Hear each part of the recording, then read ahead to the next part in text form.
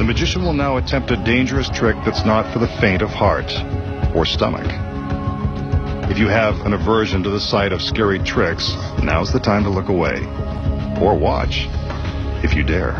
He's about to give himself a trendy body piercing the hard way. By the way, don't try this one at home.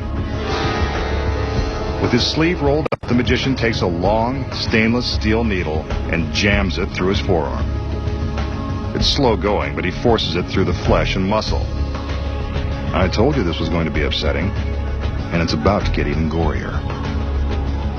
The magician begins to withdraw the needle, and sure enough, he lets loose a small gusher of blood.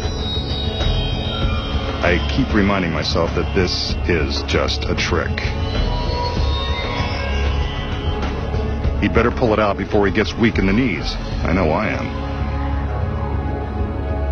There it is.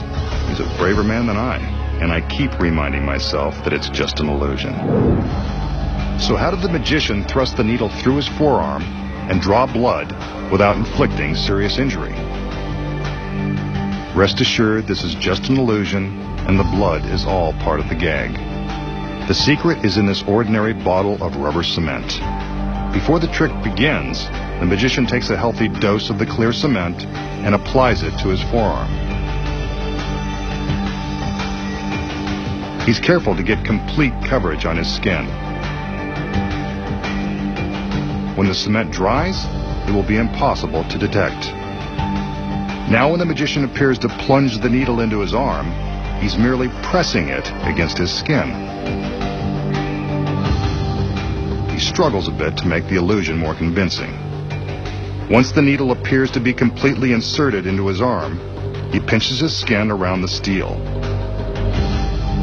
The rubber cement causes the skin to stick to itself.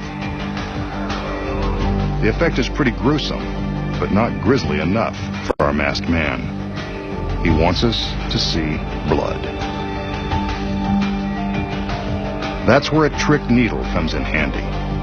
It's secretly hollow, and the knob on the end is really a rubber bulb that contains fake stage blood. The magician uses the needle like a turkey baster, squeezing it to suck up the fake blood into the rubber bulb, then squirting it out when the time is right for maximum horror.